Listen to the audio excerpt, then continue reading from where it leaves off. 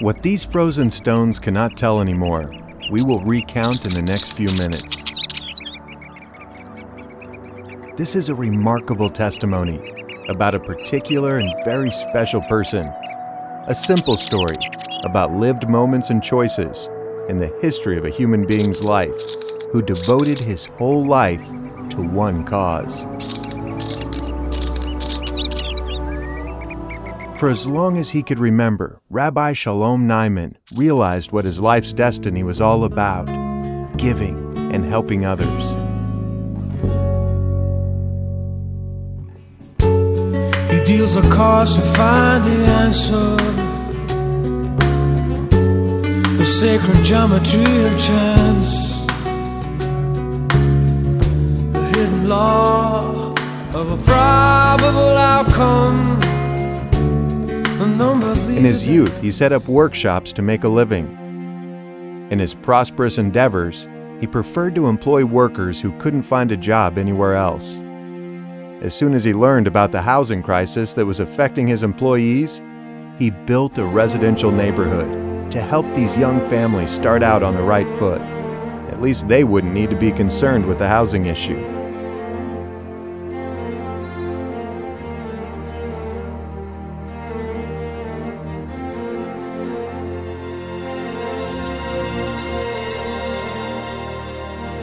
Rabbi Shalom was an honored traveler during his Canada-Tel Aviv trips back and forth. He traveled all the way to be present and to experience a moment of bliss upon seeing the face of a young kid who had just received a coupon from him with which to buy new games, books, or candy. Attacks on Sderot and neighboring Gaza towns went on for 14 years. Local businesses went bankrupt, and thousands of struggling families found themselves trying to cope with the all-too-frequent war sirens, with Qassam rockets which brought in their wake death and destruction, with a real, tangible threat, and with the kind of poverty which is hard to describe in words. Rabbi Shalom did not remain indifferent to the devastating news coming from Israel. He packed his belongings and arrived in Sderot with a huge sum of money.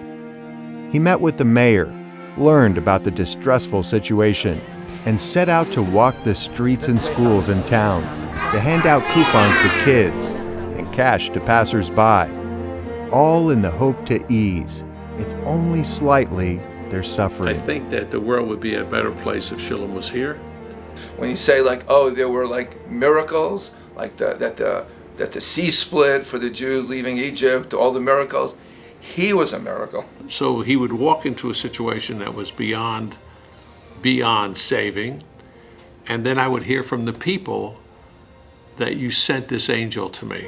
During the days he spent in Israel and looking through his merciful eyes, he realized that certain parts of the population, particularly the weaker members, suffered from mental exhaustion and anxiety.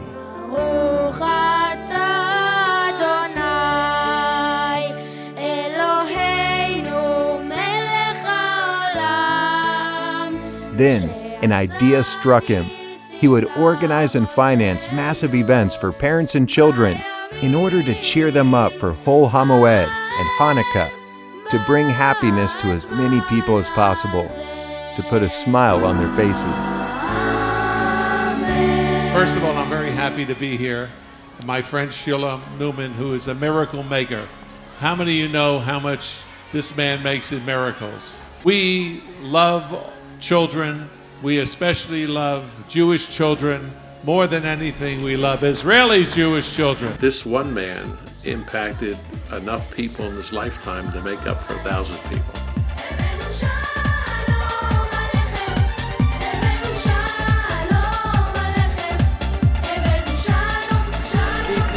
We are here to give you our blessings and to wish you well and to wish you good health and a good future.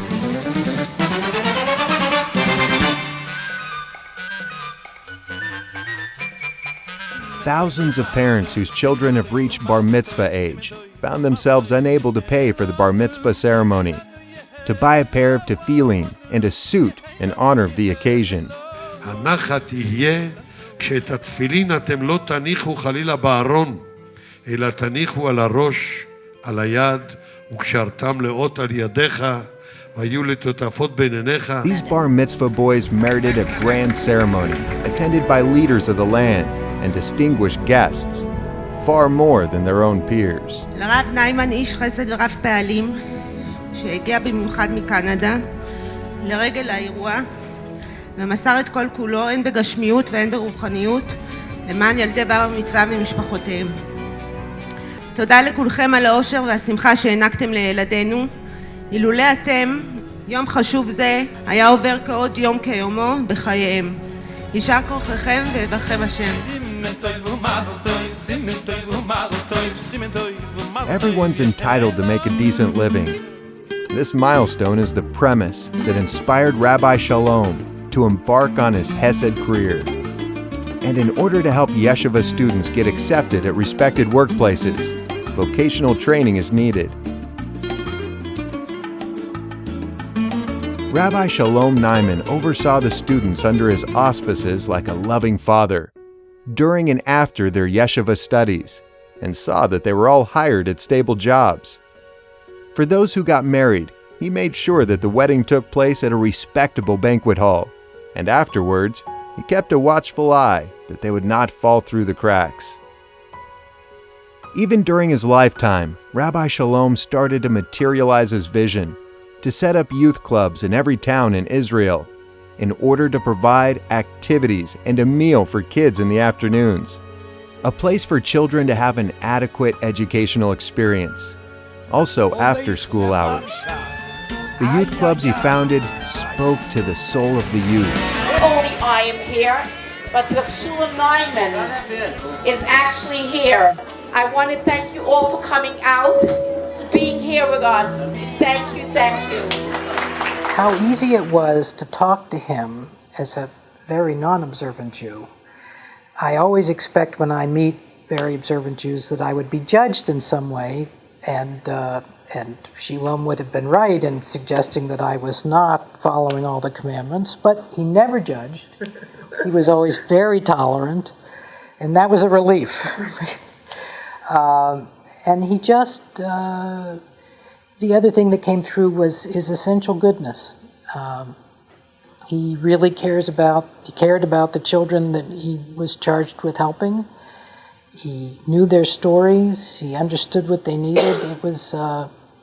He was clearly blessed. To see that we are going to build, Mr. ניימן, the brothers are going to build a foundation, Nefesh B'Yeled, to make a child's life easier. A child's life, we are also going to have a hall for the orphanage, for wedding halls for the orphanage children, which is an amazing, amazing project that we're undertaking.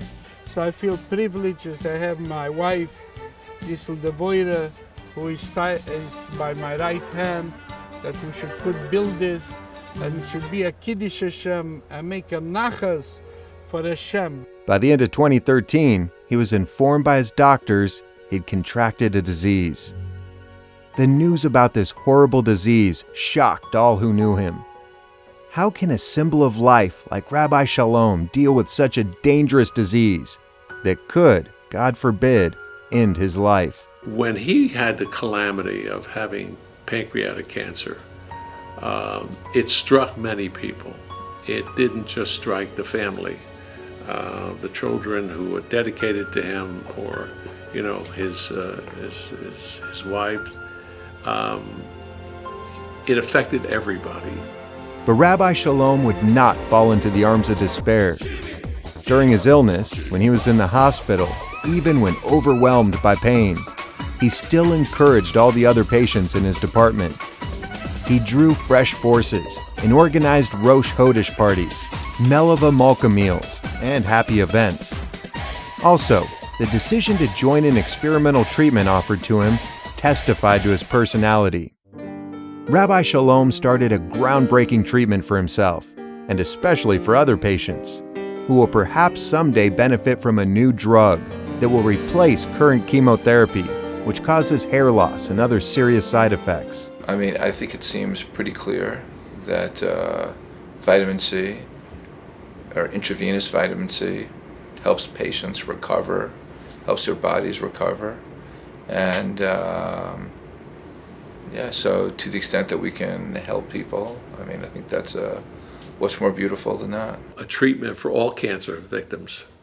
And I say victims because they are victims. They're victims of the medical practice also.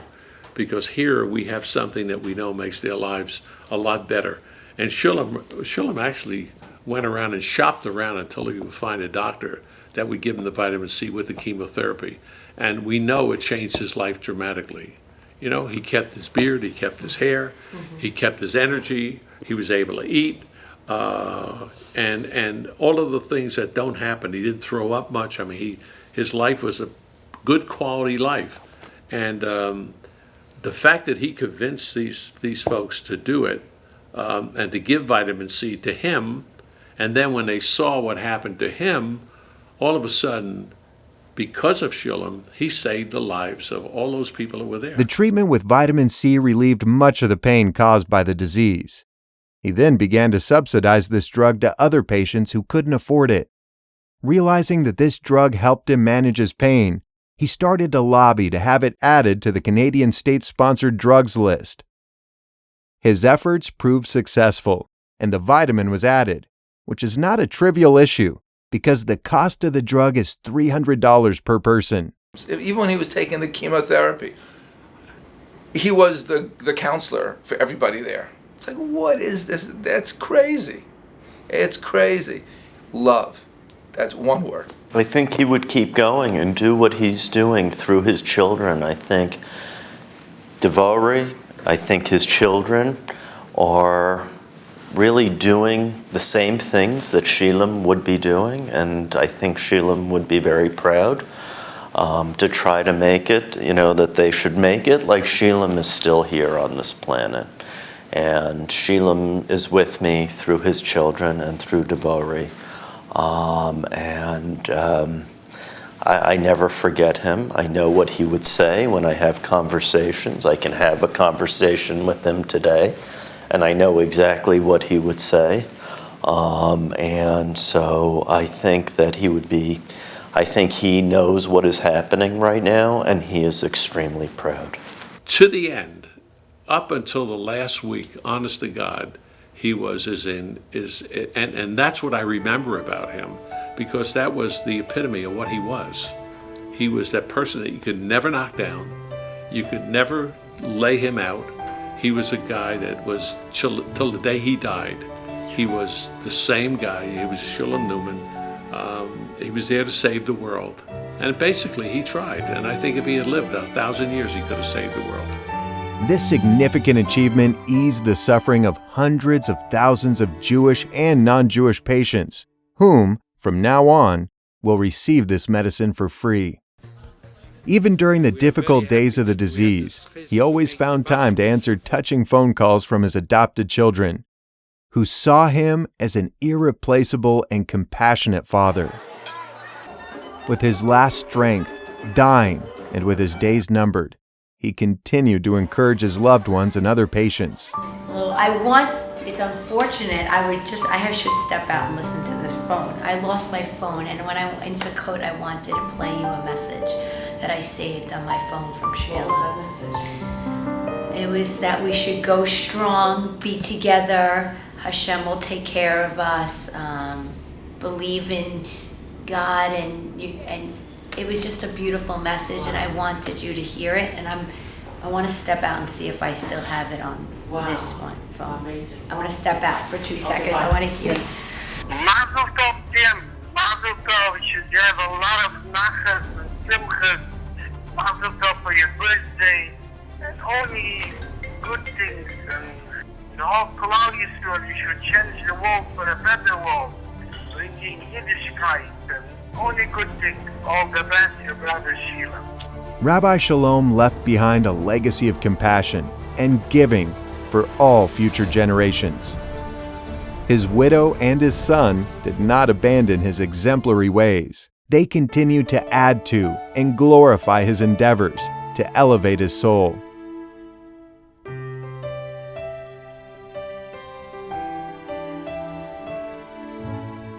Rabbi Shalom is now sitting in heaven, smiling as he watches others continuing and intensifying the road he already outlined.